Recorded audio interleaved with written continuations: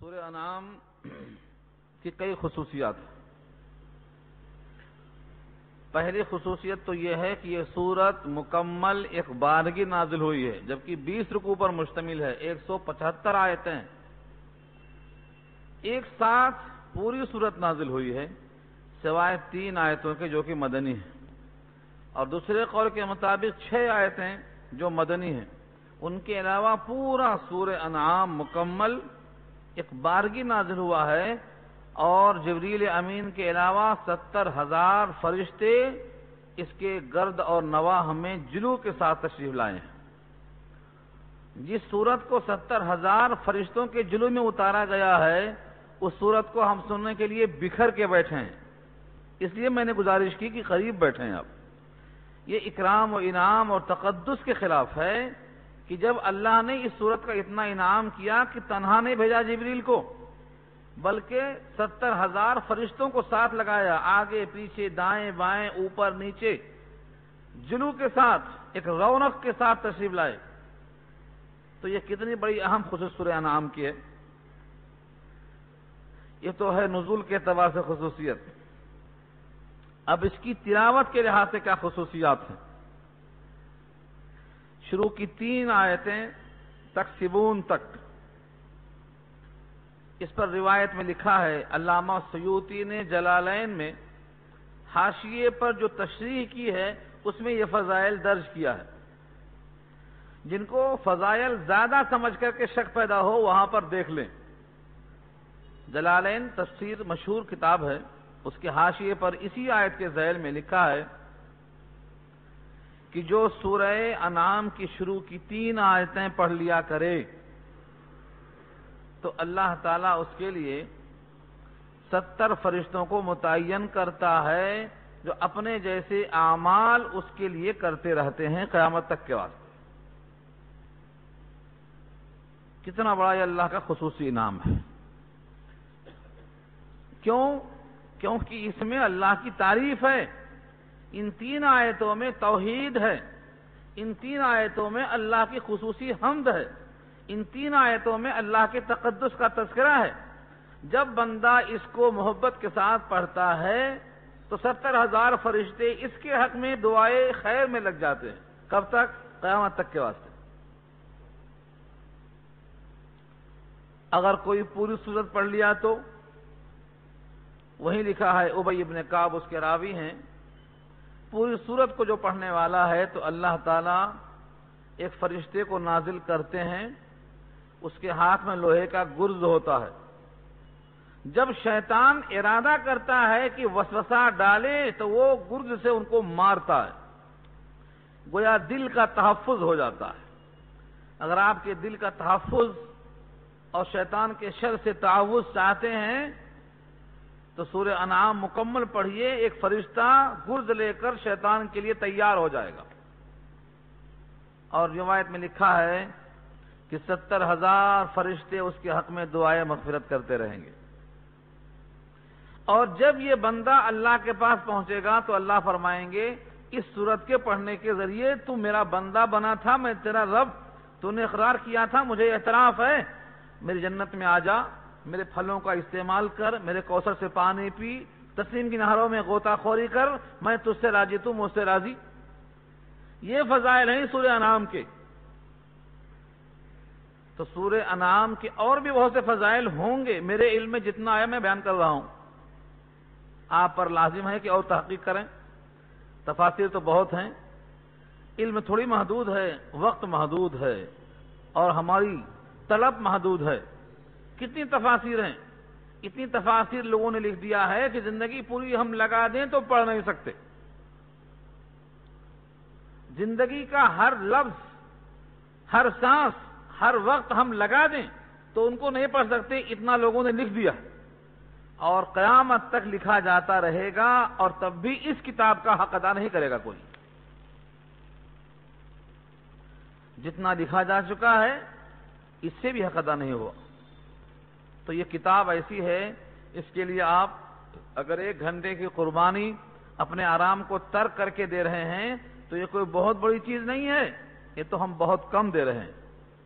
شمع اپنے آپ کو پگھلا لیتی ہے تب روشنی فراہم ہوتی ہے. تو جب تک ہم اس علم کے لیے اپنے اوقات کو، اپنے نفس کو، اپنے آرام کو، اپنے تمام خواہشوں کو تج نہ دیں گے، تب تک اس علم کی روشنی سے ہم کامیاب نہیں ہو سکیں گے. جو شمع از پے علم باید گداخت کہ بے علم نتواں خدا را شناخت. شمع کی طرح پگھل جاؤ تو علم حاصل ہوگا، کیونکہ علم کے بغیر خدا کو پہچاننا ممکن نہیں ہے. تو علم کو حاصل کرنا ہے تو پگھلنا ہے، اپنے آپ کو کھپانا ہے. جب دانہ خاک میں ملتا ہے تو ابھرتا ہے اور گلے گلزار ہوتا ہے. مٹا دے اپنی ہستی کو اگر کچھ مرتبہ چاہے کہ دانہ خاک میں مل کر گلے گلزار ہوتا ہے. جب تک اپنے آپ کو خاک میں ملائیں گے نہیں اور اس کتاب کے لیے اپنے کو لگائیں گے نہیں، ہم اللہ کے ہاں اور دنیا میں بھی گلزار نہیں بن سکتے. تو محبت تقاضا بہت ہے. اس کتاب کے تقاضوں پر ہم سوچ نہیں سکتے کہ صحابہ نے کتنی قربانیاں پیش کی. پہلی آیت میں اللہ کی حمد ہے. اتنا تو اور عرض کر دوں کہ یہ سورت مکی ہے. اب تک جو آپ سنتے آئے ہیں سورہ بقرہ اور سورہ آل عمران اور سورہ نساء اور سورہ مائدہ، یہ سب مدنی صورتیں تھیں. احکامات تھے ان میں، اور احکامات میں کیا ہے؟ ایک آرڈر ہے، ختم. لیکن جو مکی صورتیں ہوتی ہیں، مکے میں احکامات نازل نہیں ہوئے تھے. وہاں تو توحید، رسالت، آخرت، نبوت، ان چیزوں کا ثبوت فراہم کرنا مقصد تھا، کیونکہ لوگ آخرت کو مانتے ہی نہیں تھے، توحید مانتے نہیں تھے، رسالت مانتے نہیں تھے، قرآن کو قرآن نہیں مانتے تھے، نبی کو نبی نہیں مانتے تھے. تو جتنی مکی صورتیں ہیں ان میں ان کا اثبات ہے، ان کو سمجھایا گیا ہے.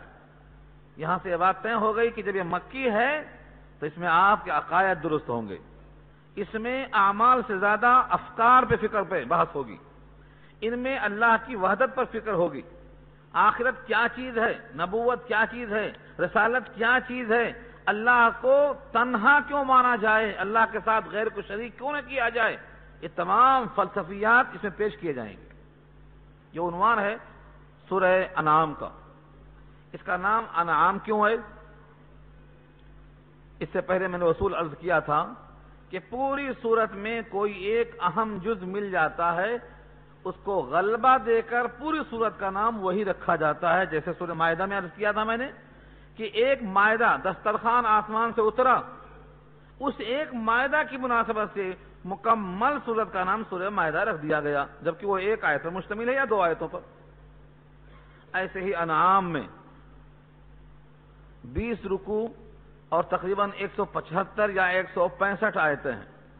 75 یا 76 آیتیں ہیں. 76 میں اس واسطے کہا میں نے کہ بعض آیتوں کے وقف کے ذریعے سے یہ فرق ہوتا ہے. 175 یا 176 آیتیں. اس میں کیا ہوتا ہے؟ 165 آیتیں.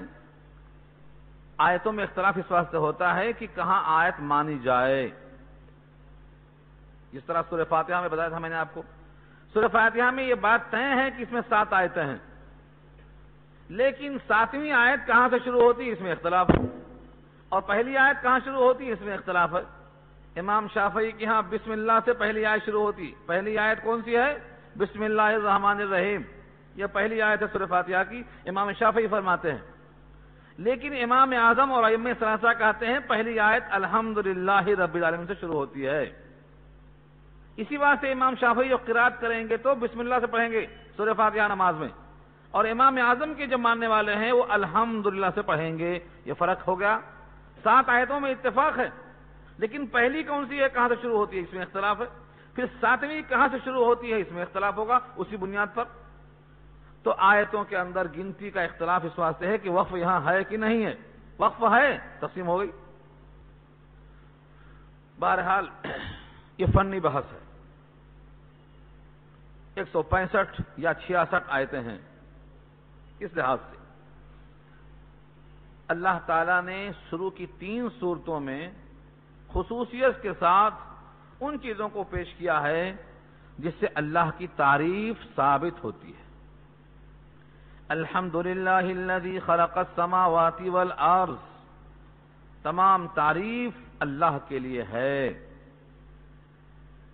یعنی وہ اپنی ذات میں محمود ہے، اس کی ذات حمید ہے، وہ لائق حمد بذات ہی ہے، کوئی تعریف کرے تب بھی اور کوئی تعریف نہ کرے تب بھی وہ اپنی ذات کے اعتبار سے ذاتی طور پر حمید اور محمود ایسا ہے کہ کسی کی تعریف کا وہ محتاج نہیں ہے، اپنی ذات سے وہ محمود ہے۔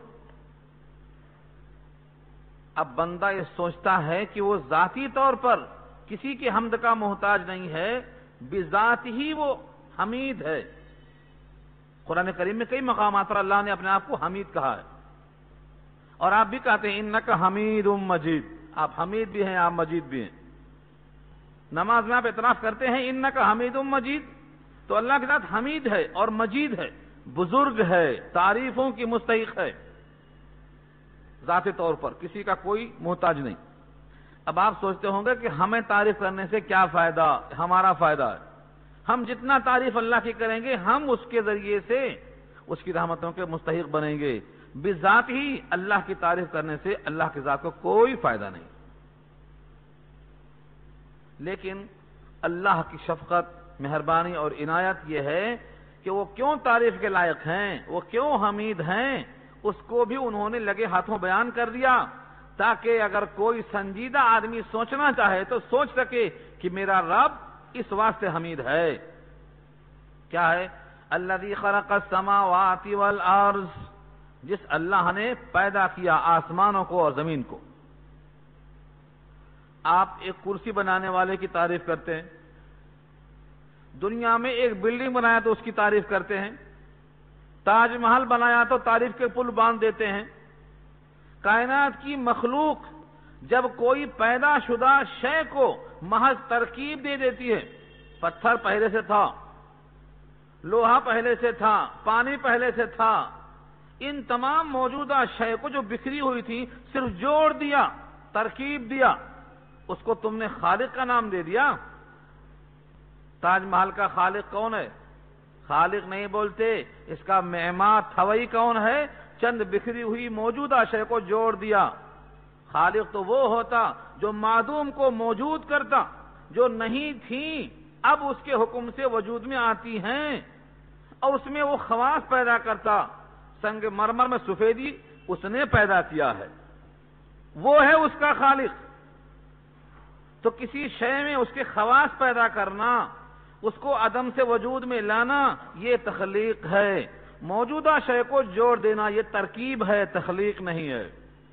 جب کائنات میں کوئی بھی خالق نہیں ہے، سب مرکبات کے اندر لگے ہوئے ہیں، تو بتاؤ ترکیب کرنے والوں کی تعریف جب ثابت ہو سکتی ہے تو تخلیق کرنے والے کی تعریف کیوں نہیں؟ جبکہ ساتوں آسمان بنایا اور ساتوں زمین بنایا۔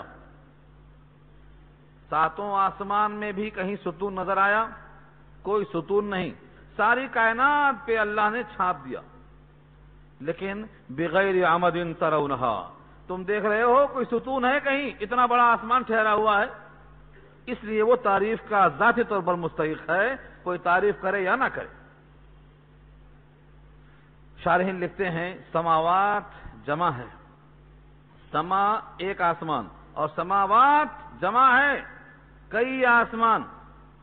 سورہ ملک میں کہا سبع سماوات تو ہیں، سبع سماوات، طبق در طبق، پر تیسرا، تیسرے پر چوتھا، اس طرح سے اللہ نے، اور ساتوں میں کوئی ستون نہیں ہے۔ زمین سے آسمان تک کی مسافت 500 برس کی ہے، اس میں کوئی ستون نہیں ہے۔ اور اللہ فرماتے ہیں ہل تری من فطور، کوئی کمی، کوئی کجی، کوئی ٹیڑھاپن، کوئی دراڑ، کوئی عیب کبھی دیکھا تم نے؟ ہل تری من فطور، فطور کے معنی دراڑ، شقاق، پھٹن۔ ایک آدمی بناتا ہے دیوار تلخ جاتی ہے، کہتے ہیں اس میں کریک آ گیا۔ تم نے کبھی دیکھا آسمان میں؟ ہر انسان کبھی نہیں دیکھا۔ تو ایسے خالق کی تعریف تم کرتے نہیں ہے، وہ یہ ہے دعوے۔ پھر زمین، لیکن یہاں پر سنگل واحد استعمال کیا اللہ نے، سماواتی والارض، ساتوں آسمان، سات تو نہیں ہے لیکن سماوات جمع کا صیغہ استعمال ہوا، لیکن ارضا واحد استعمال ہوا۔ جبکہ 7 زمین بھی ہیں جس کا ذکر اللہ نے کیا ہے سورہ طلاق پارہ 28 کے اندر، وَمِنَ الْأَرْضِ مِثْلُهُنَّ، زمین بھی آسمان کی طرح 7 طبق ہے۔ اور بخاری کی روایت میں ہے جس نے ایک بالشت زمین کسی کی غصب کر لیا، اس ایک بالشت کے بقدر 7 طبق زمین کاٹ کر اس کے گلے میں ڈالی جائے گی۔ 7 طبق بخاری میں الفاظ ملتے ہیں، معلوم یہ ہوا 7 طبق زمین کے ہیں۔ سورہ طلاق کی یہ آیت، بخاری کی یہ روایت۔ پھر اللہ نے واحد کو استعمال کیا اس واسطے کہ زمینوں کے 7 طبق میں ہم نہیں پہنچ سکے اور نہ وہاں کے بارے میں کوئی بہت بڑا فرق محسوس کر سکے۔ طبق در طبق پورے ایک ہی خواص رکھتے ہیں، لیکن 7 آسمان کی روایت نبی صلی اللہ علیہ وسلم نے معراج کے موقع پر سیر کر کے ہم کو بتائی اور ان کے اندر فرق کو بتایا، اور بتایا کہ پہلے آسمان پہ فلاں نبی ہیں، دوسرے پہ فلاں نبی ہیں، تیسرے پہ فلاں نبی ہیں، اور ہر آسمان کے الگ الگ خواص بتا دیے ہمیں۔ اس واسطے اللہ نے تذکرتاً سماوات، آسمان کا جمع ذکر کیا اور ارضا کو واحد استعمال کیا ہے۔ یہ دونوں چیزیں اللہ کی تخلیق پر حمد کے وہ مستحق ہیں۔ الحمدللہ، تمام تعریف اللہ کے لیے ہے جس نے پیدا کیا سماوات آسمانوں کو، والارض زمین کو، وجعل الظلمات والنور، یہ دلیل نمبر 2 ہے۔ وہ حمید کیوں، تعریفوں کا مستحق کیوں، اس کی نمبر 2 دلیل یہ ہے، وجعل الظلمات والنور، اور بنایا تاریکیوں کو اور بنایا روشنی کو۔ ظلمات ظلمت کی جمع ہے، اور ظلمت کے معنی تاریکی۔ جتنے دنیا میں ظلم کرتے ہیں لوگ، یہ ظلم قیامت میں ظلمات ہی بنے گا، تاریک ہی بنے گی، ظلم و ظلمات بنے گا۔ جیسے نور نماز بنے گی، ایسے ظلم ظلمات بنے گا۔ ظلمت اور تاریکی ساری کائنات میں اصلاً ہے۔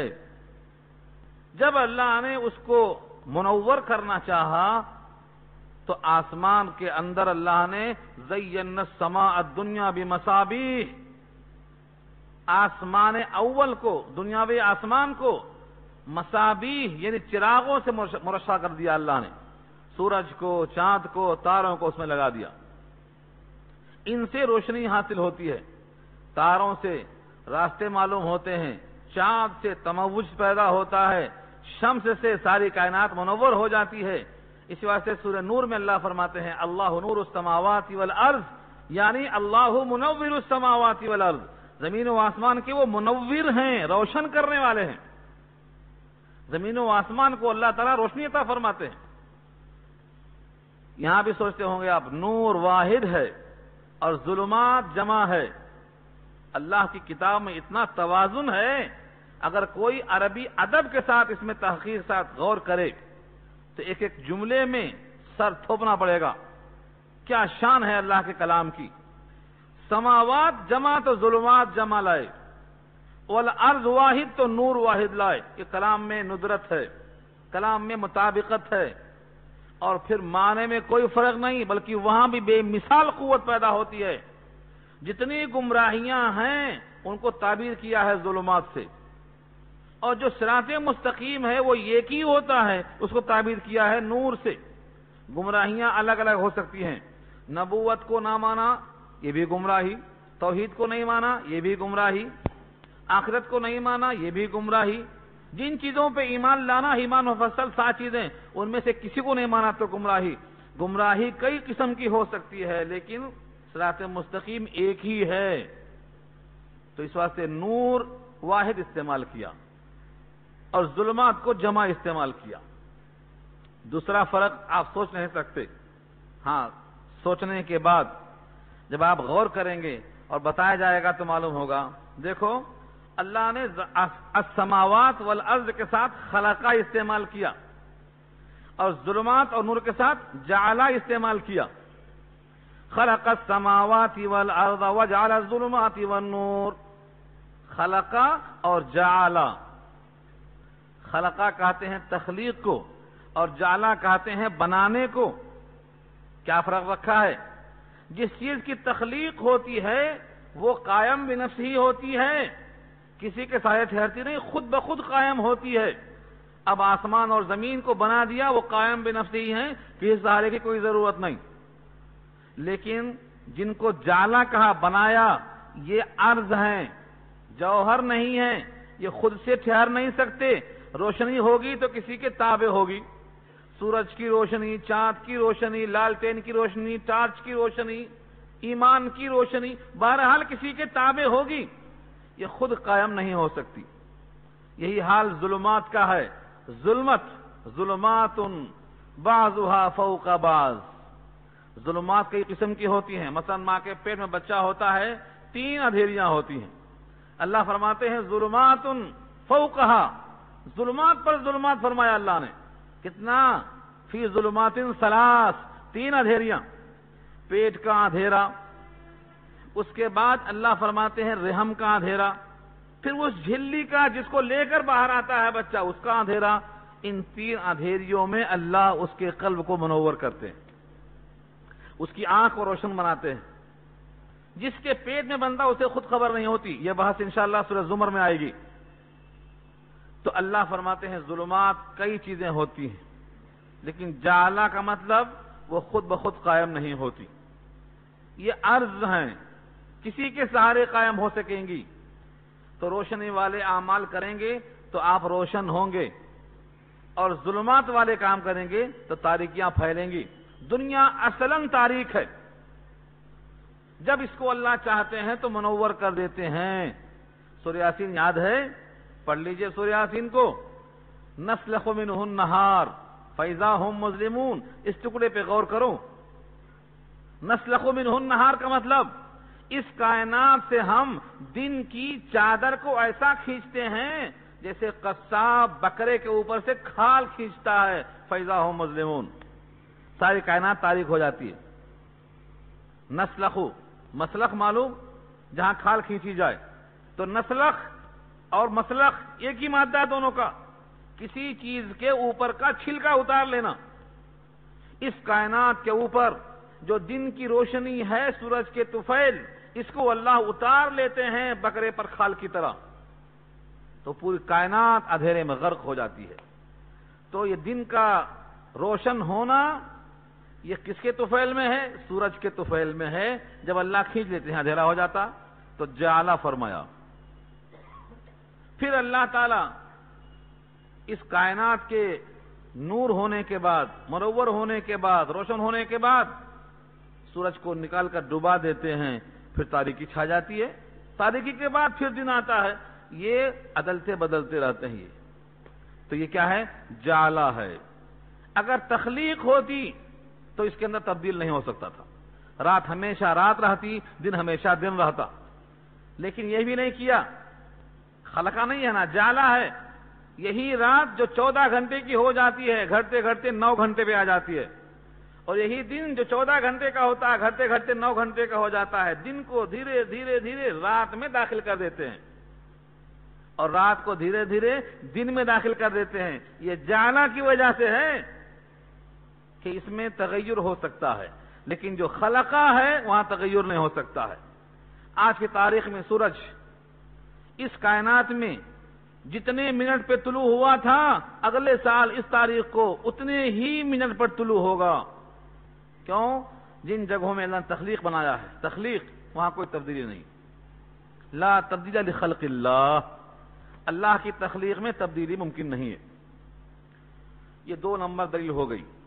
تو تمام تعریف اللہ کے لیے جس نے پیدا کیا آسمانوں کو اور زمین کو، اور بنایا ظلمتوں کو اور نور کو۔ 2 دلیل ہو گئی۔ ثم الذين كفروا بربهم يعدلون، پھر بھی کافر لوگ اپنے رب کے ساتھ غیر رب کو برابر قرار دیتے ہیں۔ یعدلون، یہ عدل سے بنا ہے۔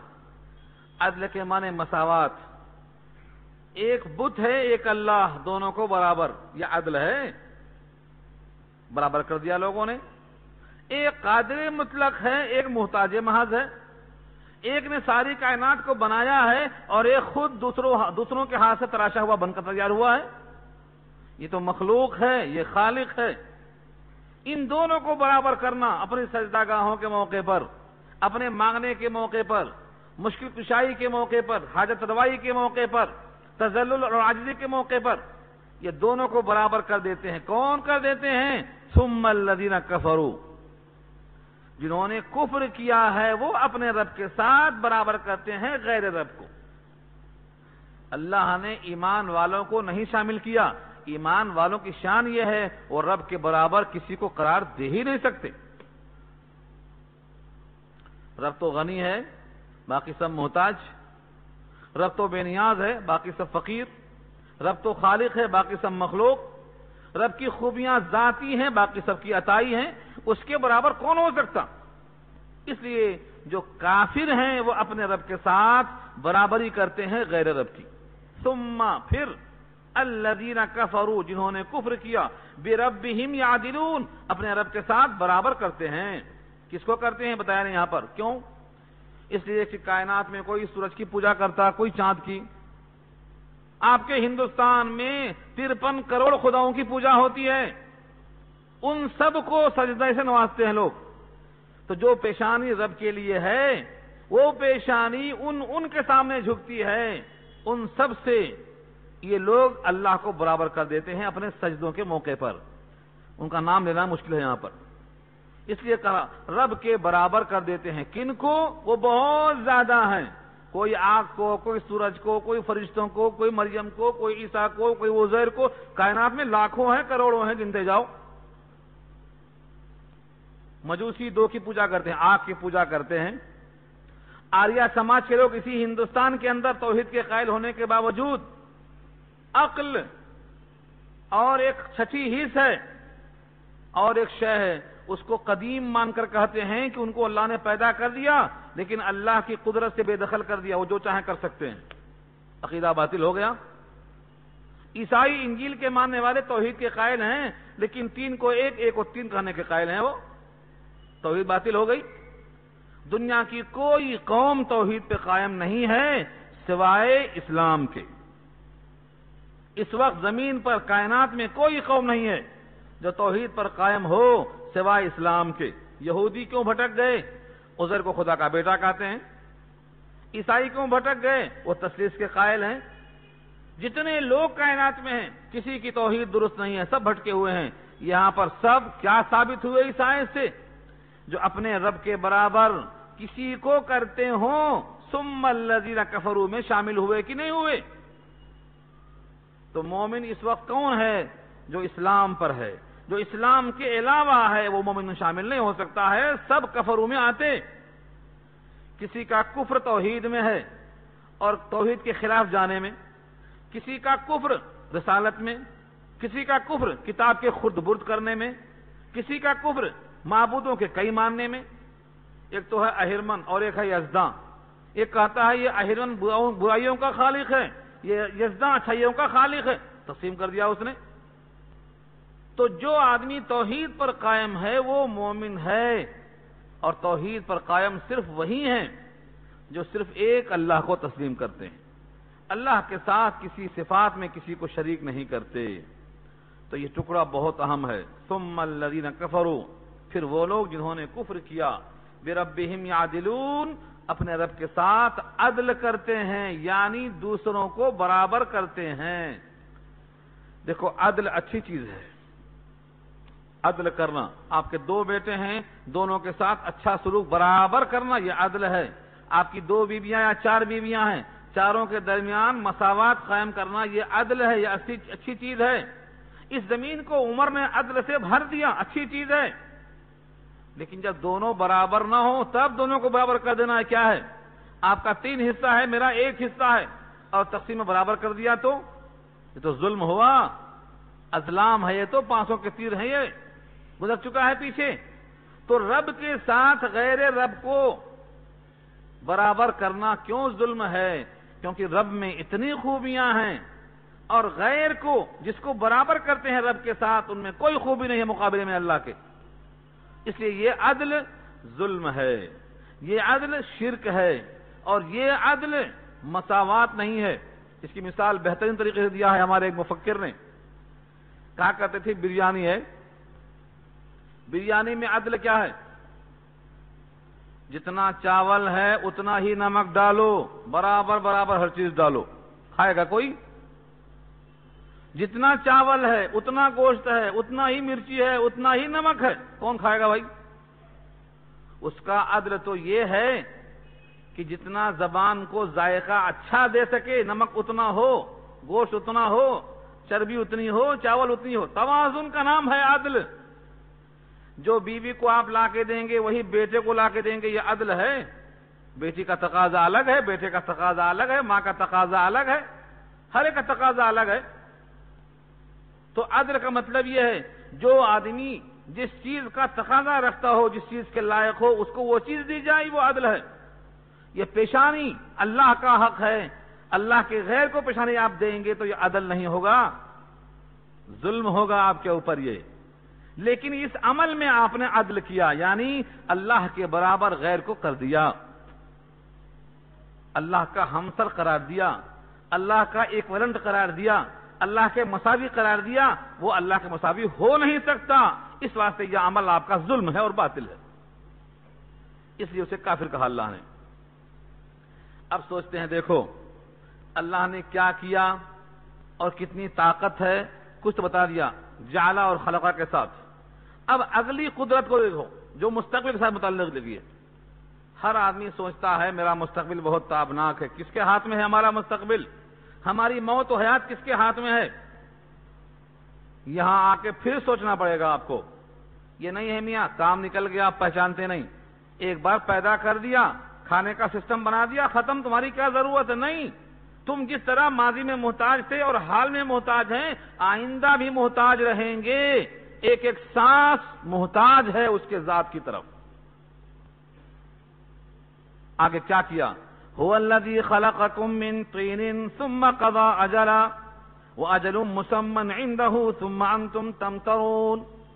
اس آیت میں اللہ نے تخلیق کی کیفیت کو پیش کیا۔ هو الذي، وہی ہے جس نے خلقکم، تم کو پیدا کیا، من طین، مٹی سے، من طین، طین کے معنی مٹی۔ یہاں تو خلاصہ بیان کر رہے ہیں، تفصیل یہ ہے مٹی سے کیسے۔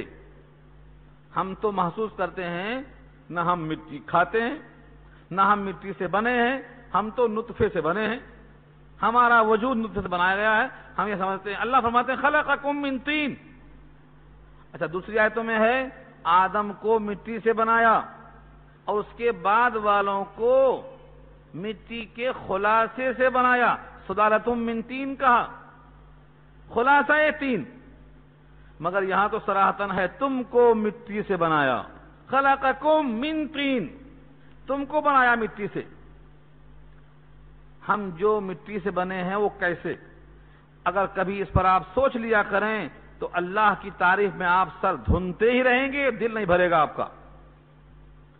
انسان بنا ہے حقیر قطرے سے، جو ناقص ہے، بسا اوقات تعفن اور گھن کا درجہ اختیار کرتا ہے، اس کے خروج سے غسل واجب ہوتا ہے، بندہ جنبی ہو جاتا، لیکن وہ مادہ پیدا ہوتا ہے خون سے، اور وہ خون بنتا ہے غذاؤں سے، اور ساری غذائیں جو انسان لیتا ہے سب مٹی سے۔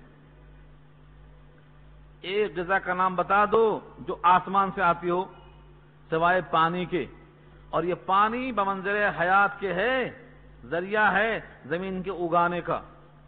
آپ فروٹس کھائیں گے زمین کے، اجناس کھائیں گے زمین کے، پرندے اور گوشت کھائیں گے زمین کے، کوئی شے بتا دو جو آپ زمین سے نہیں کھا رہے ہیں تو بالواسطہ زمین کو آپ کھا رہے ہیں، مٹی کھا رہے ہیں۔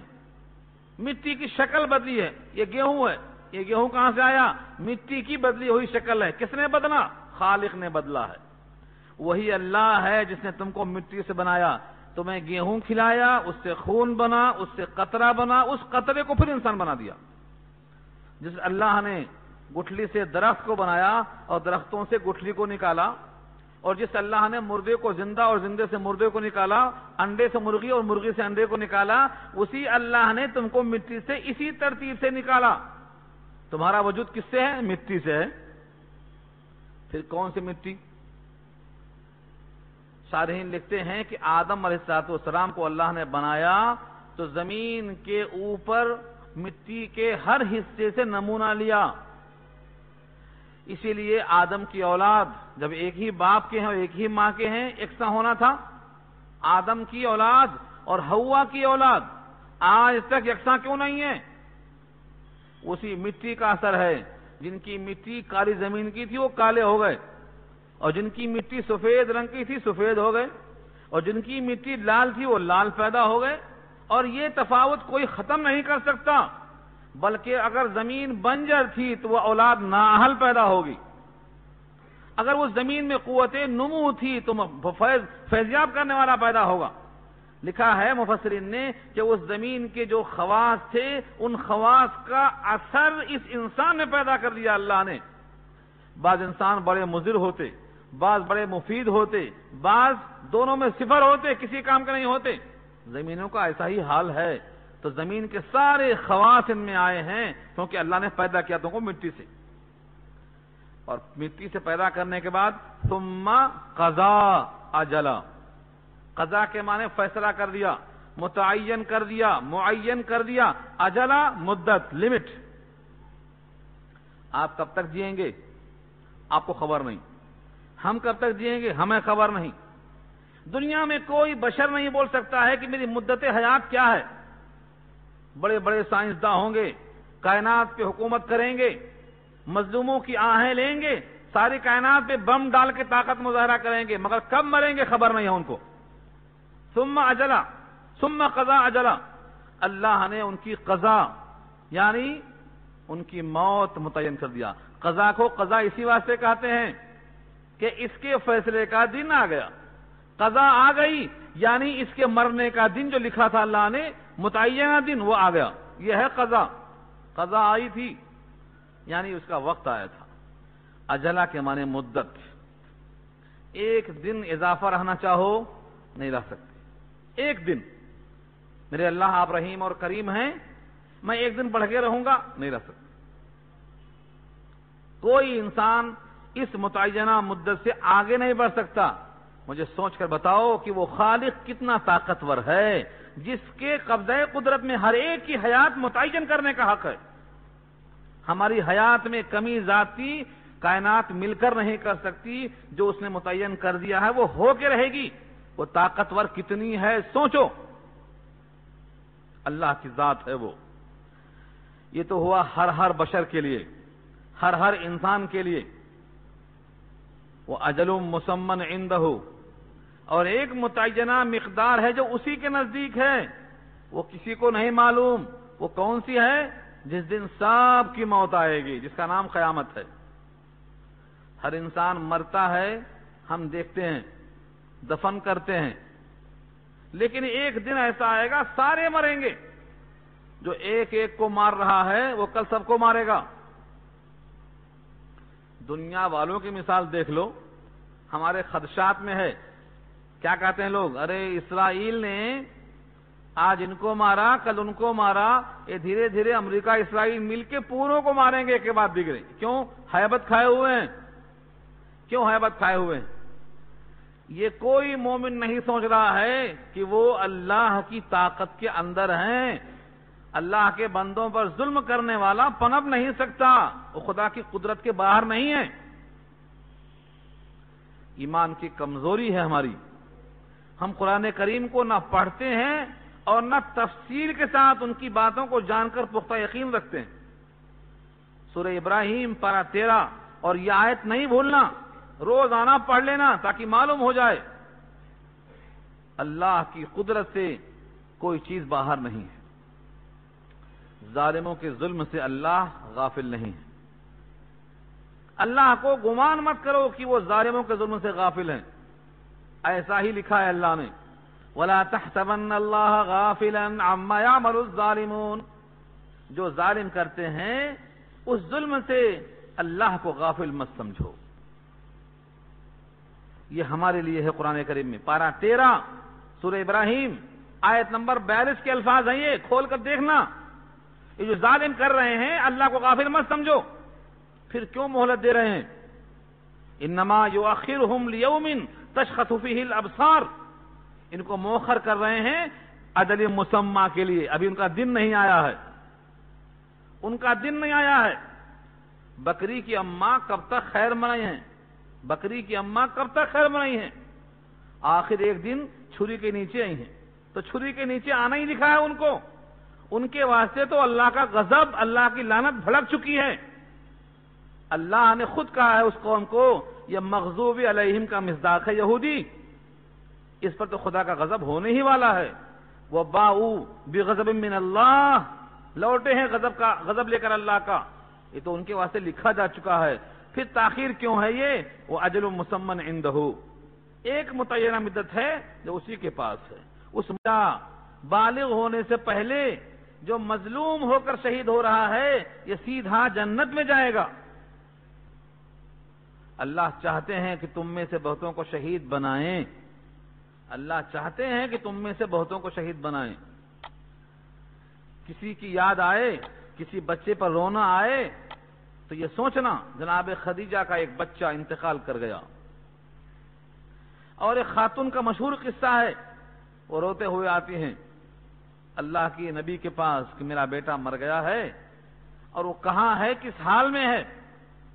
اگر جہنم میں ہے تو میں اور روؤں گی، اور جنت میں ہے تو مجھے خوشی ہوگی کہ یہاں سے اچھے مقام پہ چلا گیا۔ میں کیا راحت دے سکتی تھی جو راحت اللہ دیں گے؟ آقا نے کہا تمہارا بیٹا جنت میں کھیل رہا ہے، کہو تو دکھا دوں ابھی ہٹا کے پردہ۔ خاتون نے کہا میں نے جنت دیکھا نہیں ہے، جہنم دیکھا نہیں ہے، ان دونوں کے وجود کو آپ کے کہنے سے مان لیا ہے، اس لیے یہ خبر مجھے کافی ہے کہ جنت میں کھیل رہا ہے، یہ آپ کے منہ سے سن رہی ہوں۔ تو نبی نے فرمایا ہے یہ معصوم بے گناہ جو شہید ہوتے ہیں جنت میں جائیں گے، ان پر رونے کے بجائے ان پر رو جن پر غضب لکھا جا چکا ہے، جو جہنم کا ایندھن بننے والے ہیں، اور جن کا قلب شقی ہوتا ہے وہ بدبخت ہو جاتے ہیں۔ ان کی شقاوت، ان کی بدبختی اس دن ثابت ہو چکی ہے جس دن اللہ نے انہیں کہا تھا یہ مغضوب علیہم ہیں۔ نصارہ کیا ہیں؟ وَلَضَّالِّينَ، بھٹکے ہوئے ہیں۔ یہودی کیا ہیں؟ مغضوب علیہم ہیں۔ ضُرِبَتْ عَلَيْهِمُ الذِّلَّةُ وَالْمَسْكَنَةُ، ان پر مار دی گئی ہے۔ پھر کیوں مزے میں ہیں؟ اجل مسمى، وقت نہیں آیا ہے ابھی، وقت آئے گا۔ ہر پتھر سے آواز آئے گی یہودی میرے پیچھے ہے۔ پتھر بھی خلاف ہیں ان کے، اور زمین و آسمان بھی خلاف ہیں ان کے۔ دنیا کی ہر شے اللہ کی مخلوق ہے، اللہ کے حکم کے تابع ہے۔ جو اللہ کا حکم نہیں مانتا یہ ساری کائنات اس کے خلاف ہو جاتی ہے۔ تو یاد رکھو یہ اجر مسمن عندہ، ایک متعین مدت ہے جو اللہ کے پاس ہے، اس کا نام قیامت ہے۔ ثم انتم تمترون، پھر تم شک کرتے ہو، ثم پھر انتم تم تمترون شک رکھتے ہو۔ جو ایک بعد دیگرے مار سکتا ہے وہ پوروں کو کیوں نہیں مار سکتا؟ جو آذربائیجان کے زلزلے میں ہزاروں کو مار سکتا ہے، امرگا لاتور کے زلزلے میں ہزاروں کو مار سکتا ہے، جو زمین کے ایک حصے کو ہلا سکتا ہے وہ دوسرے حصے کو کیوں نہیں ہلا سکتا؟ خدا جانے یہ دنیا کس کی جلوہ راہ قدرت ہے۔ ہزاروں مر چکے، باقی بھی ابھی محفل کی رونق ہے۔ کتنے لوگ مر گئے؟ روز دفن کرتے ہیں، روز دفن کرتے ہیں، مگر کائنات چل رہی ہے، ابھی چہل پہل باقی ہے۔ یہ کب ختم ہوگی؟ اجل مسمى، مرتے جا رہے ہیں لوگ۔ آج وہ کل ہماری باری ہے، جیسے آج ہم زمین پر ہیں ایسے کل وہ بھی زمین پر تھے، پیٹھ پر تھے، آج پیٹ میں ہیں وہ۔ آج ہم پیٹھ پر ہیں، کل ہم پیٹ میں رہیں گے۔ اور جو بچے آج ماں کے پیٹ میں ہیں وہ کل زمین کی پیٹھ پر ہوں گے۔ کل تک ہم بھی تو ماں کے پیٹ میں تھے، مگر آنکھیں بند کر کے سوچو تھے نہیں تھے؟ آپ کو شک ہوتا؟ جب یہاں شک کا مقام نہیں ہے تو مستقبل کے پروگرام میں شک کیوں کرتے ہو؟ ثم انتم تمترون، یہی توحید آخرت ہے، اسی کو ماننا ہے۔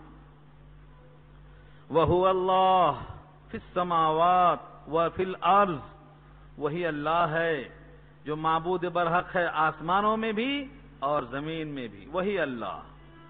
یعنی زمین کے اندر سارے حکامات اسی کے چلتے ہیں، آسمانوں کا نظام اسی کے حکم سے چلتا ہے۔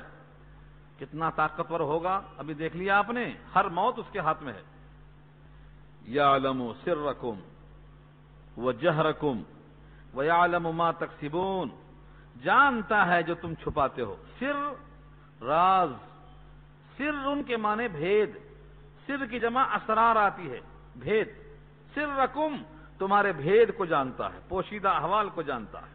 وجہرکم اور تمہارے جہر کو جانتا ہے، یعنی تم جو ظاہر کرتے ہو ظاہری احوال وہ بھی جانتا ہے.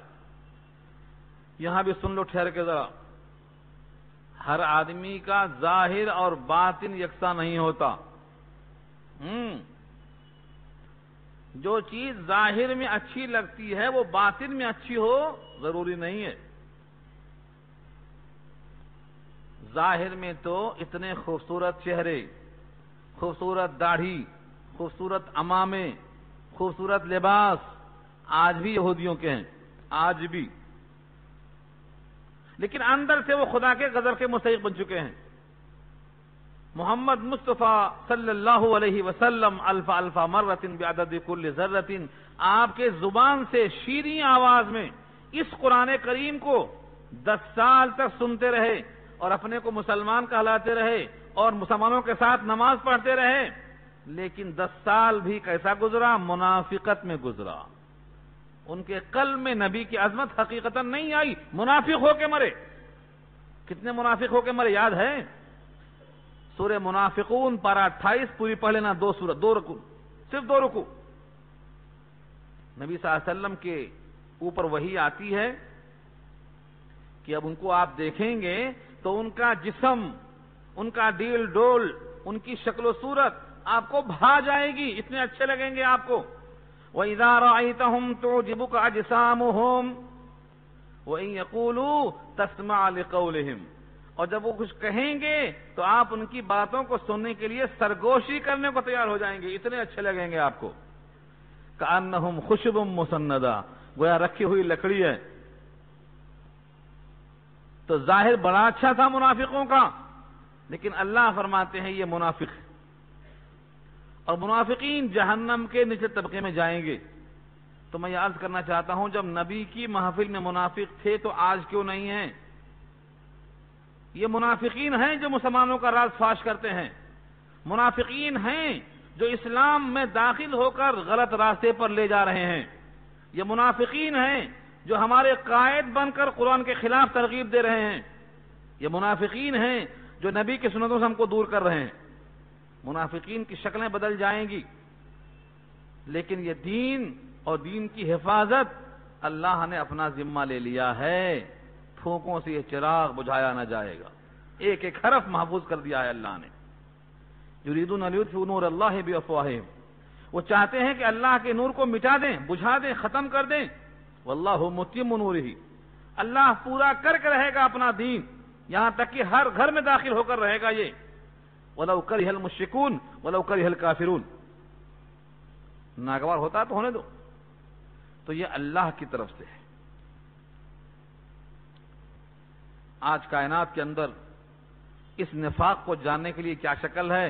جب تو نبی نے بتا دیا ابو حذیفہ ابن الیمان آؤ دیکھو یہ منافق ہے، یہ منافق ہے، یہ منافق ہے، فہرست بنا کر دے دیا تھا حذیفہ ابن الیمان کو.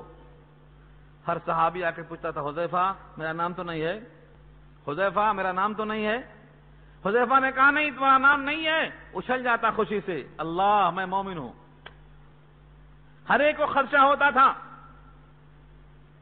تو حذیفہ ابن الیمان کو حضور نے بتا دیا تھا منافقین کی فہرست. بظاہر دیکھو وہ ایسا ہے لیکن منافق ہے، لیکن اس کو محفل سے نکال نہیں سکتے، اسے کوڑا مار نہیں سکتے. لوگ کہیں گے اچھا اب تو اپنوں پہ ہاتھ چلانا شروع کر دیے ہیں، تو اب پہچان کیسے کریں گے ہم؟ اب پہچان کی کیا شکل ہے؟ اور یہ بہت اہم نقطہ ہے، اس پر آپ غور کیجئے گا. اگر اندر اور باہر، ظاہر و باطن سنت کے مطابق ہے تو وہ مومن ہے، اور ظاہر اس کا بہت اچھا ہے لیکن اندر ایمانیات میں کسی چیز سے اختلاف رکھتا ہے. ظاہر میں بہت اچھا ہے، اندر سے اختلاف رکھتا ہے، تو یہ منافق ہے. اور اندر اگر بہت اچھا ہے لیکن ظاہر میں خلاف ہے تو یہ فاسق ہے، اور اندر باہر دونوں مخالفت رکھتا ہے تو یہ کافر ہے۔ یہ چار شکلیں ہیں، ان کو بار بار سوچنا۔ اندر باہر دونوں خلاف تو کافر، اور اندر باہر دونوں مطابقت ہے تو مومن، اور اندر خراب ہے باہر اچھا ہے تو منافق، اور باہر خراب ہے لیکن اندر اچھا ہے تو فاسق۔ تو ہمیں فاسق بھی نہیں بننا ہے، منافق نہیں بننا ہے، کافر نہیں بننا ہے، تو بننا کیا ہے؟ مومن بننا ہے۔ اس کے لیے ظاہر اور باطن دونوں ٹھیک کرنا ہے۔ یہ میری گزارش ہے، حکم نہیں ہے، حکم یہی شریعت کا ہے۔ جو شریعت کو مانتا ہے اس کے واسطے اصول اور ضابطہ یہی ہے۔ اس سے ہٹ کر کوئی چلنے والا اگر ہے تو منزل پر نہیں پہنچے گا، کہیں اور چلا جائے گا۔ وہ خلاف پیغمبر کسے رہ گزید کہ ہرگز بمنزل نہ خواہد رسید، پیغمبر کے خلاف چلنے والا ہرگز منزل تک نہیں پہنچ سکے گا۔ تو یعلم سرکم و جہرکم، ہمارے سر کو یعنی ہمارے بھید کو اور ہمارے جہر کو وہ جانتا ہے۔ وَيَعْلَمُ مَا تَكْسِبُونَ، اور وہ جانتا ہے جو تم کماتے ہو۔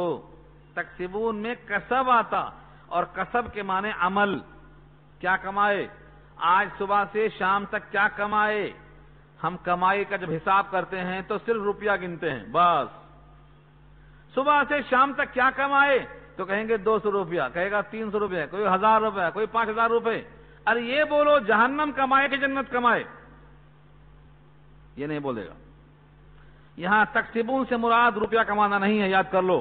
وَيَعْلَمُ مَا تَكْسِبُونَ، وہ جانتا ہے جو تم کماتے ہو، جنت کماتے ہو کہ جہنم کماتے ہو۔ ہر آدمی جب سو کے اٹھتا ہے، ہر آدمی جب سو کے اٹھتا ہے تو وہ اب شروع ہو جاتا ہے عمل پہ۔ یا تو وہ عمل جنت والے ہوں گے یا تو وہ عمل جہنم والے ہوں گے، تیسری کوئی شکل نہیں ہے۔ تو صبح سے شام تک اپنے اعمال کو لکھ کر کے سوچنا کہ یہ اعمال جنت والے ہیں اور یہ اعمال جہنم والے ہیں۔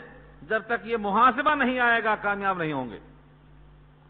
اور یہ مشورہ جناب عمر کا ہے، وہ کہا کرتے تھے حاسبوا انفسکم قبل ان تحاسبوا وزنوها قبل ان توزنوا، اپنے عمل کا حساب کرو اس سے پہلے کہ حساب لیا جائے، اور اپنے عمل کو تولو اس سے پہلے کہ تولا جائے۔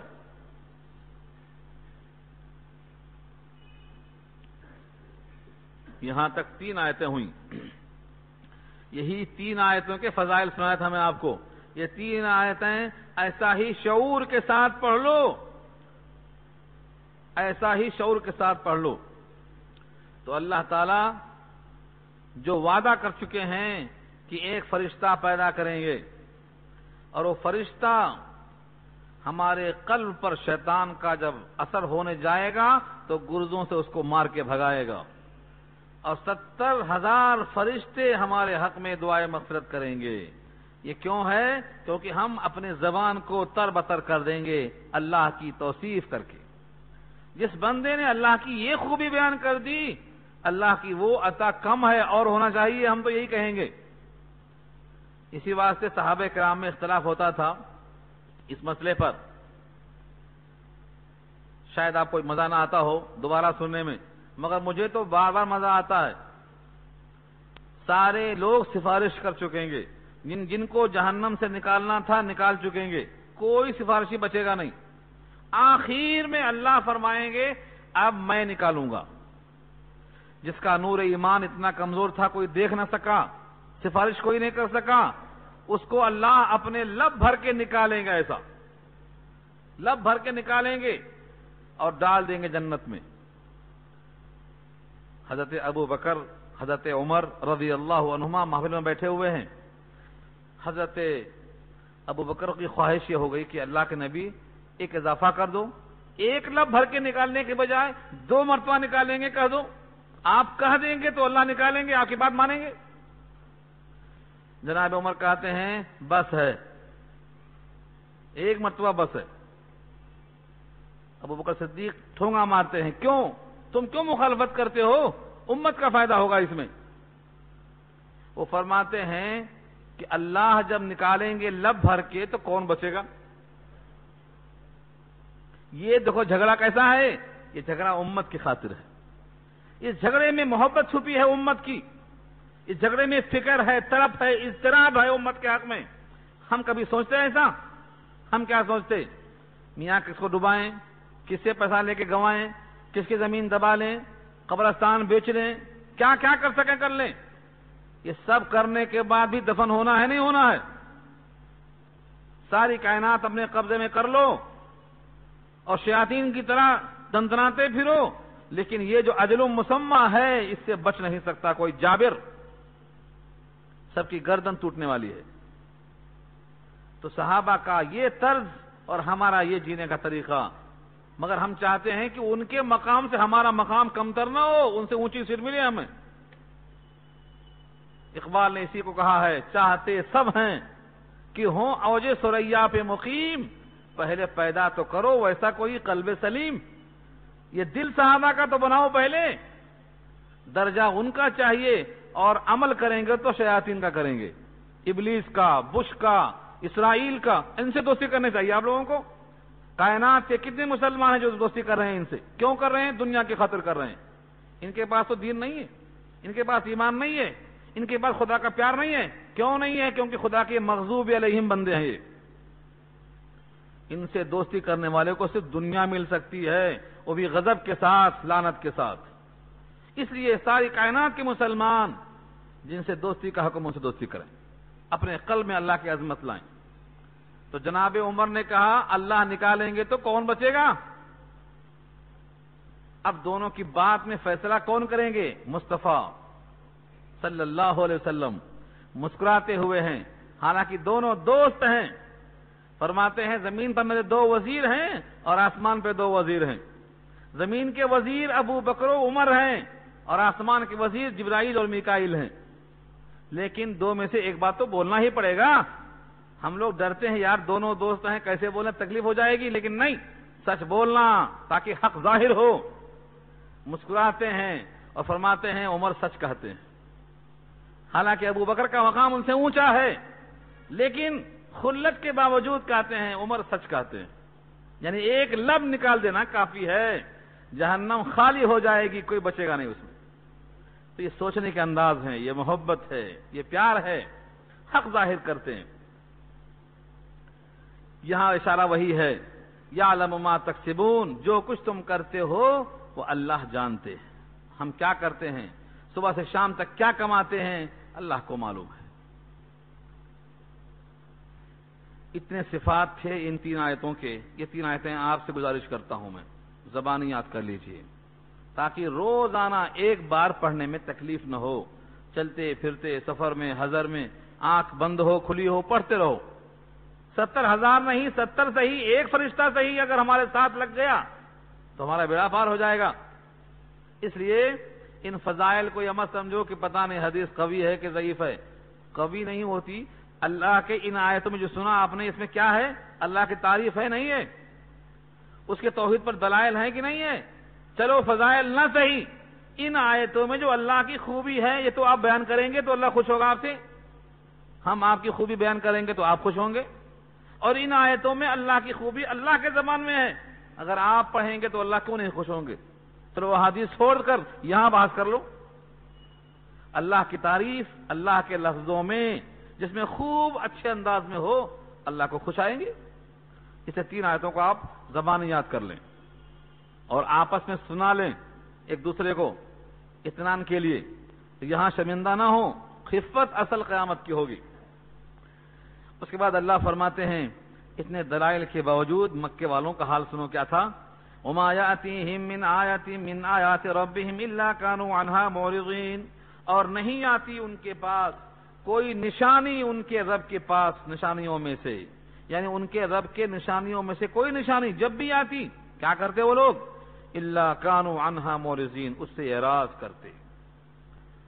اتنے دلائل، اتنی نشانیاں، اتنے اہم قسم کے معجزات آئے، مگر سب اعراض کر جاتے، مانتے نہیں، صرف نبی کو نہیں مانتے، نبی کی نبوت کو نہیں مانتے، نبی کی کتاب کو نہیں مانتے، انکار ہی کرتے رہتے، اعراض کرنا، منہ پھیر لینا۔ یہ کیفیت آج نہیں ہے، آج بھی ہے کتنے ایسے مسلمان ہیں ان کے سامنے حق پیش کرو تو کہیں گے بھائی مت پیش کرو. جب مان لیں گے اور جان لیں گے تو عمل کرنا پڑے گا، نہیں جانیں گے تو عمل نہیں کرنا پڑے گا. چلو مت بتاؤ، ضرورت نہیں ہے اس کی. یہ کیا ہے اعراض؟ نہیں تو اعراض تو یہ بھی ہے کفار قریش کیسا اعراض کرتے تھے اور نوح علیہ السلام کی قوم کیسا اعراض کرتی تھی. تمہاری بات نہیں سننا چاہتے، کان میں انگلی ڈال لیتے، چہرے پر کپڑا ڈال کے چھپا لیتے، تم کو دیکھنا پسند نہیں، تمہاری بات سننا پسند نہیں. یہ سب اعراض کی شکلیں ہیں. آج جب کسی سے کہا جائے کوئی کتاب پیش کی جائے تو کہتا بھائی اس کو نمبر دو، ہمیں پڑھنے کے بعد جانیں گے اور جاننے کے بعد ماننا پڑے گا. اب تو ہم مزے میں ہیں. فجر کی نماز جماعت سے پڑھو، اب تک ہمیں نہیں معلوم ہے. معلوم ہے، کتاب میں نہیں پڑھیں گے تو کیا بچ جائیں گے؟ نفاق کا ٹھپا لگے گا. جو فجر میں جماعت میں نہیں آئے گا ٹھپا لگے گا نفاق کا. اللہ کو معلوم ہے کہ تمہیں نیند پیاری ہے، ہم پیارے نہیں ہیں. ہم سے کب پیار ہے؟ ہاں نیند تمہیں پیاری ہے. یہ ہے ہمارا عمل. یعلم ما تکسبون. تو اعراض کرنا تو یہ بھی ہے. جب جب خدا کا حکم آئے، نشانیاں آئیں، اس پر عمل کرنا یہ اطاعت ہے. اس کو چھوڑے رکھنا، اپنی خواہش پوری کرتے رہنا، یہی تو اعراض ہے. الا كانوا عنها معرضين. تو وہ اعراض کرتے تھے، ہم کیوں اعراض کرتے ہیں؟ ہم تو ماننے والے ہیں. ہم کو جب معلوم ہے کہ فجر میں جماعت میں آنا ہے، اس کلام اللہ کو پڑھنا، سمجھنا، ایمان لانا اور دوسروں تک پہنچانا ہے، یہ معلوم ہے، پھر ہم غافل ہیں اس سے. یہی تو یہ اعراض ہے. اس اعراض پر بھی شکایت ہوگی قیامت میں. تو یہ مت سمجھو کہ وہ اعراض کرتے تھے بیچارے بیوقوف تھے اور ہم تو اعراض نہیں کر رہے ہیں، ہمارے بہت عقل مند ہیں. نہیں، ہم بھی اعراض کر رہے ہیں. وہ تو گزر گئے، جہاں پہنچنا تھا پہنچ گئے، لیکن ابھی ہمیں موقع ہے، ابھی زبان چل رہی ہے، ابھی فکر کر سکتے ہیں. اس لیے اپنے اعمال کو سدھارو، اعراض سے بچو. فقد كذبوا بالحق لما جاءهم. پس تحقیق کی جھٹلایا انہوں نے حق کو جب حق ان کے پاس آیا. فسوف ياتيهم. ان قریب آئے گی ان کے پاس انباء، خبریں، ما كانوا به يستهزئون، جس کا وہ مذاق اڑایا کرتے تھے. قبر کا عذاب ہاں آئے گا، جہنم کا عذاب ہاں آئے گا، محشر کی ذلت اس کا مذاق ہاں وہ بھی آئے گی سامنے. جن جن چیزوں کا مذاق اڑایا کرتے تھے وہ سب سامنے آئے گی. یعنی اس کا نتیجہ سامنے آئے گا، اس کا انجام سامنے آئے گا، ہر چیز واضح ہو جائے گی. دلیل چاہیے. الم یرو، کیا وہ دیکھتے نہیں؟ کیا ان کو نظر نہیں آیا؟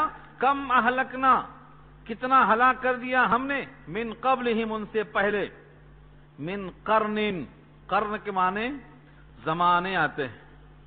10 سال، 20 سال، 30 سال، 40 سال، 50 سال، یہاں تک کہ 100 تک اس کا اطلاق ہوتا ہے.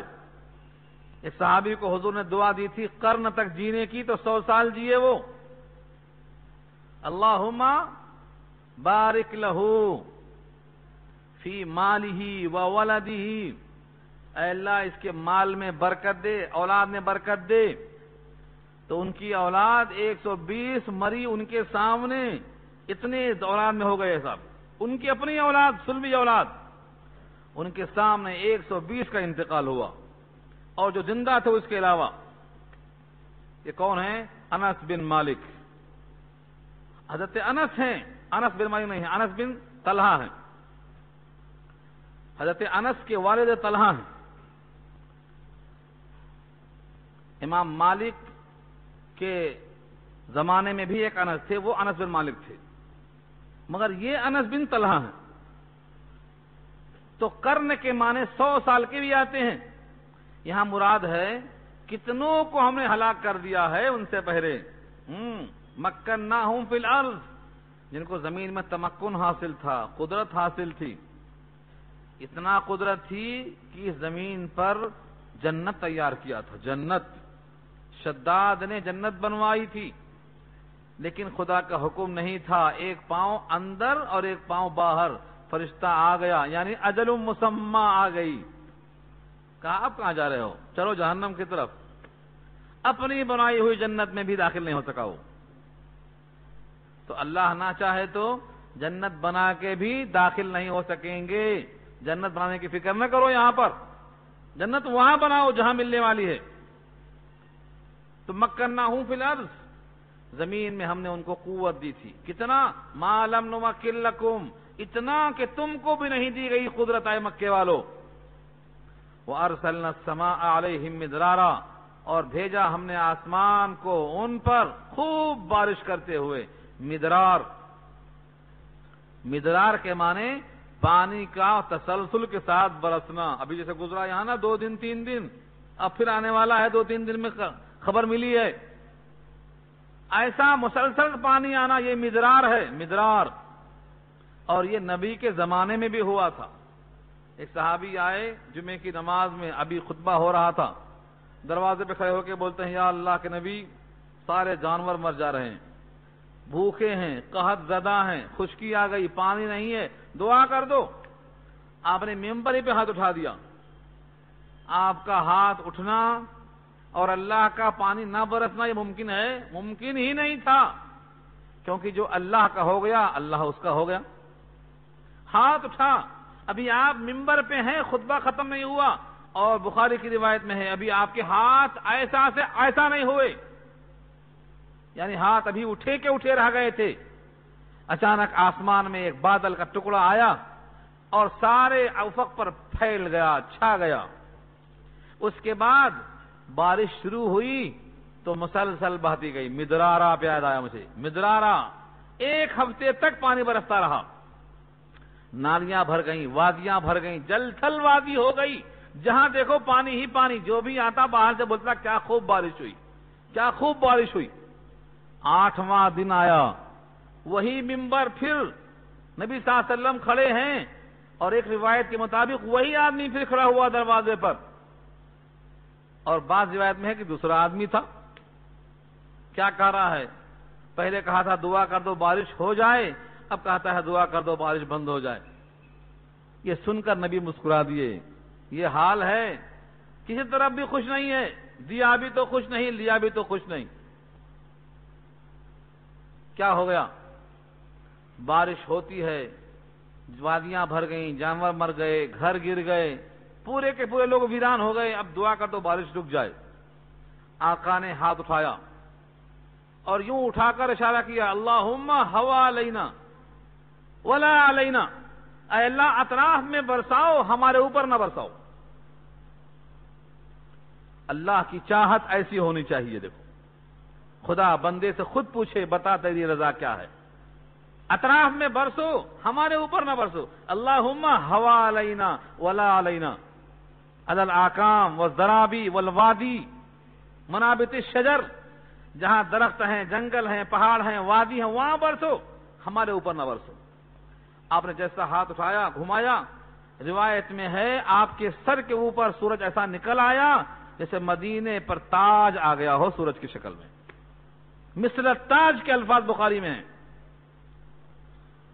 اللہ بندوں کی اتنا سنتے ہیں، ہم ایسے بندے بنے ہماری بھی سنیں گے اللہ. اللہ کے پاس کوئی کمی نہیں ہے. وہ جیسے قادر تھے ویسے قادر آج بھی ہیں. کوئی مائل ہو تو ہم شان کئی دیتے ہیں، ہم تو مائل بکرم ہیں، کوئی سائل ہی نہیں، راہ دکھلائیں کسی رہب منزل ہی نہیں. ایسا بنو. نبی اللہ کی ہر بات مانتے تھے، ہم بھی اللہ کی ہر بات مانیں، دوستی ہو جائے گی. اللہ نے پوچھا ہے ایک مقام پہ، جب بندے مانگتے ہیں تو میں دیتا ہوں، جب دعائیں کرتے ہیں تو قبول کرتا ہوں. اب ان کو بھی چاہیے کہ میری بات مانیں.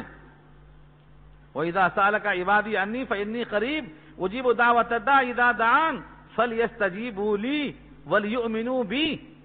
جب ان کی میں مانتا ہوں تو میری یہ مانیں، جب ان کی میں سنتا ہوں تو میری یہ سنیں.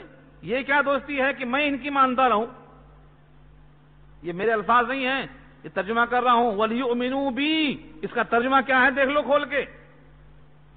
فَلْيَسْتَجِيبُوا لِي وَلْيُؤْمِنُوا بِي، اس کا ترجمہ یہی ہے جو عرض کر رہا ہوں آپ سے.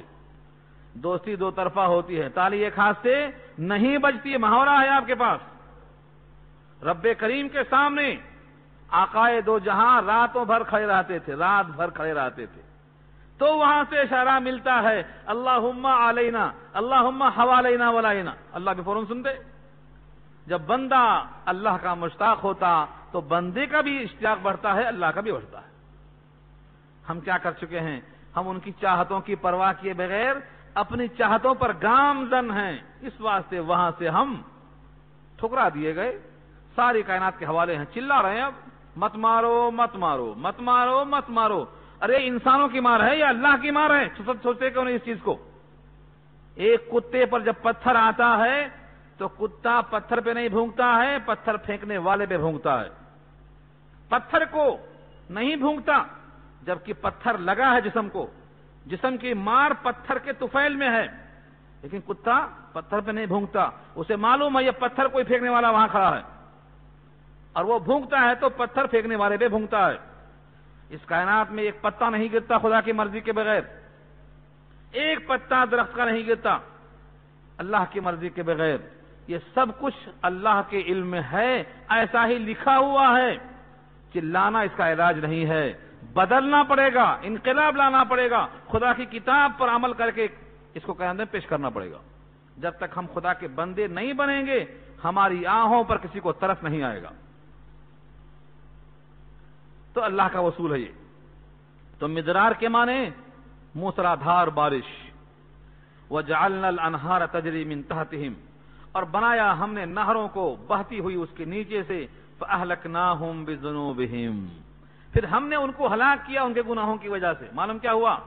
زمین میں تمکن دیا، اتنا دیا کہ مکے والوں تم کو نہیں دیا، اتنا بسایا پانی، موسلادھار بارش کہ ان کے نہروں کے نیچے سے پانی بہتا رہا، لیکن اتنی عطا کے باوجود جب گناہ زیادہ ہو گئے فَأَهْلَكْنَاهُمْ بِذُنُوبِهِمْ، تو ہلاک کر دیا ہم نے ان کے گناہوں کی وجہ سے۔ وَأَنشَأْنَا مِن بَعْدِهِمْ قَرْنًا آخَرِينَ، اور پیدا کیا ہم نے ان کے بعد جماعتوں کو مسلسل، قرنن آخرین، دوسری جماعتوں کو پیدا کر دیا ہم نے۔ اس کائنات پر کئی دفعہ آفتیں آئیں، کئی بار لوگ دفن ہوئے، کئی بار لوگ بدلے گئے۔ ہم آج کون سے نمبر پہ ہیں نہیں معلوم۔ ایک روایت سنایا تھا میں آپ کو، نبی صلی اللہ علیہ وسلم نے ایک موقع پر عشاء کی نماز میں تاخیر فرمایا، کتنی؟ آدھی رات تک گھر میں موجود ہیں، صحابہ انتظار میں ہیں، مگر نکلے نہیں آپ، آدھی رات کے بعد نکلے۔ وہ بھی کب؟ جناب عمر کی آواز آئی، نام النساء و نام الصبیان، بچے سو گئے، عورتیں سو گئیں، اے اللہ کے نبی سب سو گئے، مطلب عشاء پڑھنے والے انتظار میں سو گئے پڑے پڑے۔ اب تشریف لائے، نماز عشاء ہوئی، کہا ٹھہر جاؤ، آدھی رات کے بعد ٹھہرایا اور فرمایا دیکھو تمہارا امتیاز ہے کہ اس وقت زمین پر صرف تم ہو جو اللہ کو یاد کر رہے ہو، سب غافل ہیں۔ اس وقت صحابہ ایمان تم ہو، باقی سب توحید سے غافل ہیں۔ اور سنو، آج سے لے کر 100 برس کے اندر اس زمین پر جتنے لوگ ہیں سب زمین میں ہوں گے، 100 سال میں اس زمین پر جتنے لوگ ہیں سب زمین کے اندر ہوں گے۔ معلوم کیا ہوا؟ 100 سال میں اللہ تعالی بدل دیتے ہیں اس کائنات کو، ہر آدمی جو زندہ تھا 100 سال کے اندر اندر چلا جائے گا۔ یہ روایت بخاری میں آئی تو لوگوں نے پوچھا کیا خضر بھی بدل گئے کہ خضر وہی ہیں؟ بعض نے کہا خضر ایک عہدہ ہے، بدلتے رہتے ہیں، اور بعض نے کہا نہیں، خضر تو اس وقت پہاڑ پر تھے ہی نہیں، پانی پر تھے، اور یہاں بات پانی کی نہیں تھی، پہاڑ کی تھی۔ جو زمین پر ہوں گے وہ مریں گے، وہ پانی پر تھے اتفاق سے اس وقت۔ یہ سب چیزیں تعبیل توجیہ کی ہیں، بتانا صرف یہ ہے کہ اللہ تعالیٰ اس زمین پر جتنے انسان ہیں ان کو پیدا کرنے پر جیسا قادر ہیں، مارنے پر ایسا ہی قادر ہے۔ یہ خلاصہ اس کا ہے۔ اب یہاں سے دل تو نہیں بھرا میرا، ابھی دل چاہتا ہے رکوع پورا کروں، کیونکہ بہت اہم مضمون ہے، اور پتہ نہیں اگلے ہفتے میں یہی لوگ آئیں گے کہ بدل جائیں گے نہیں معلوم، پھر تمہید قائم کرنا پڑے گا، پھر تیار کرنا پڑتا بھٹی۔ علم کی بھٹی میں داخل کرنے کے لیے بھی محفل بنانا پڑتا، اور اس کے بعد اس میں ڈالنا پڑتا، تب جا کے کندن بنتا ہے آدمی۔ کفار قریش نے خواہش کی تھی ہماری بات مان جاؤ، ایسا ایسا کرو ہم ایمان لے آئیں گے۔ کوئی کچھ کہتا، کوئی کچھ کہتا، یہ اگلی آیت میں مطالبات ہیں. کوئی کہتا ہم میں سے ہر ایک آدمی کو بائی پوسٹ کتاب نازل کی جائے آسمان سے. ہاں یہ ایک کتاب ایک آدمی پر جو نازل ہوئی اس کو ہم نہیں مانتے, ہمارے گھر پہ پوسٹ آنا ہے نا خواہش آپ لوگوں کی بھی. بھائی اس کتاب کو اب تک چھوڑ کے رکھا ہے ہم لوگوں نے, کیوں چھوڑ رکھا ہے؟ کیا انتظار میں ہے کہ ہمارے گھر پہ آئے گی, جبریل لے کے ہمارے پاس آئیں گے؟ ارے یہ کتاب اللہ کی ہے, جبریل لائے ہیں, ہم کو اس کتاب کے لیے وقت نہیں ملتا. ہفتے میں ایک دن بلاتے ہیں مغل پورہ میں ساجدہ بیگم میں, تو کوئی آتا, کوئی بولتا ہم بیمار تھے, کوئی بولتا ہم دعوت میں تھے, کوئی بولتا ہم کام میں تھے. ارے اس کو تو غنیمت سمجھ لو, کیونکہ قرآن کریم کو خالص انداز میں بلا کسی جماعت کا تعصب لیے ہوئے پیش کرنے والے آپ کو کم ملیں گے. قرآن کریم کو خالص سنو صرف اس لیے کہ اللہ راضی ہو جائے, اور اس کو پہنچاؤ صرف اس لیے کہ اللہ راضی ہو جائے. اس کو عام کرو اس لیے کہ اللہ راضی ہو جائے. اس کتاب کے مضامین کو پی جاؤ, اپنے دوستوں کو لاؤ, اپنے گھر والوں کو لاؤ, اپنی عورتوں کو لاؤ, ان کو سناؤ, کیونکہ آپ جا کر گھروں میں سنانے پر قادر نہیں ہیں. مجھے معلوم ہے کتنے پاپڑ بیلنا پڑتا ہے اس کے لیے. اس کتاب کو سمجھنے کے لیے, عربی زبان کو حل کرنے کے لیے, احادیث کے روشنی میں بیان کرنے کے لیے, اور گمراہی سے بچتے ہوئے صراط مستقیم پر چلنے کے لیے ایک عمر کافی نہیں ہے. یہ اللہ کا محض کرم ہے, اس کا فضل ہے کہ قرآن پاک کا کچھ حصہ جس کے دل میں آ جائے, زبان پہ آ جائے, دماغ میں آ جائے, یہ صرف رحمت ہی رحمت ہے. یہ صرف ماں باپ کی دعاؤں کا صدقہ ہے, یہ صرف اللہ کی عطا ہے. اس لیے آپ اس کی قدر کریں اور آپ کوشش کریں کہ آپ کی اولاد اس سے فیض یاب ہو. قرآن کریم کی اس آیت میں تقاضا آ رہا ہے آگے, ہر آدمی چاہتا ہے مجھے کتاب آئے. اللہ کہتے ہیں میں کتاب اگر بھیج دوں اور یہ اس کے ورق کو ہاتھ میں لے کے چھو لیں, ہاں تب بھی نہیں مانیں گے, اتنے ہٹ درم ہیں یہ. اگلی آیت انشاءاللہ اسی پر آ رہی ہے, آیت نمبر 7. یہاں سے گفتگو ہم آئندہ کریں گے کیونکہ وقت ہو چکا ہے. دعا کر لیں کہ اللہ تعالیٰ عمل کرنا آسان فرمائیں. ایک دو کیسٹیں اور آئی ہیں, جدائی کا دن اور قرآن کے حقوق, جن صاحب کو طلب ہے وہ لے سکتے ہیں. دعا کر لیجیے. الحمدللہ رب العالمین, الصلاۃ والسلام علی سید المرسلین, یا حی یا قیوم برحمتک نستغیث, اللہم انا نعوذ بک من الشقاق والنفاق وسوء الاخلاق, رب ارحمہما کما ربیانی صغیرہ, اللہم آتی نفسی تقواہ انت ولجھا ومولاہ وانت خیر من زکاہ. اے اللہ ہماری خطاؤں کو معاف, اے اللہ اپنے کرم سے ہم پر خیر کا فیصلہ فرما. اے اللہ جب تک جی اسلام پر باقی رکھیے, جب بھی موت مقدر ہو تو ایمان کیا لگے, جب دم واپسی ہو جا اللہ لب پہ جاری ہو لا الہ الا اللہ. اے اللہ جتنے لوگ یہاں بیٹھے ہیں سب کے دل میں جائز تقاضے, تمنائیں, مرادیں, حاجتیں, آرزویں اپنے کرم سے پوری فرما دیجیے. اے اللہ جتنے لوگ قبروں میں ہیں, برزخ میں ہیں, ان کو معاف فرما دیجیے. ان کے اللہ قبروں کو نور سے بھر دیجیے, رحمتوں سے بھر دیجیے. جن کے ماں باپ زندہ ہیں ان کے سائے کو صحت کے ساتھ تادم تاخیر اللہ ہم پر باقی رکھیے. ان کی قدر کی توفیق نصیب فرمائیے. ان کی اطاعت کر کے جنت کے واجب کر لینے کی ساتھ نصیب فرمائیے. اے اللہ ہم تمام کے واسطے خیر کا فیصلہ فرما. اللہ عالم اسلام میں کرب و اضطراب ہے, بے چینی ہے, واویلا ہے. اے اللہ بڑا خوف ہے, بڑی مایوسی ہے. اے اللہ بے بسی ہے, کمزوری ہے. اے اللہ کسی طرف بھی کوئی آس کی امید نظر نہیں آتی. الہ العالمین ہم کو معاف فرما. جس جرم کی وجہ سے ہم ستائے جا رہے ہیں اے اللہ اس جرم کو معاف فرما دے, انتقام کے بجائے معافی کر دے. الہ العالمین معصوم بچے شہید ہوتے ہیں, ان سب کے واسطے جنت کا فیصلہ فرما دے. اے اللہ جو بے قصور مظلوم مارے جاتے ہیں اے اللہ یہاں بھی ظلم ڈھائے ہیں, اے اللہ وہاں اس کا بدلہ نصیب فرما دے. الہ العالمین ایک ایک بچے کا تحفظ فرما دے. اے اللہ ان کی جو خرابیاں ہیں جس کی بنا پہ یہ مارے جا رہے ہیں مولا کریم اس کو معاف فرما دے. اے اللہ ان کے دماغ میں, ان کے لباس میں, ان کے افکار میں جو مغربیت چھا گئی تھی اے اللہ اس کو دور فرما دے. اے اللہ امت کی اصلاح فرما دے. اے اللہ سارے مبلغین, سارے داعین, اے اللہ سارے مفسرین, اے اللہ جو کچھ کہتے ہیں اللہ اخلاص نصیب فرما دے. اخلاص, انابت, رجوع, تقوی نصیب فرما دے. اے اللہ اپنے طرف متوجہ فرما لے.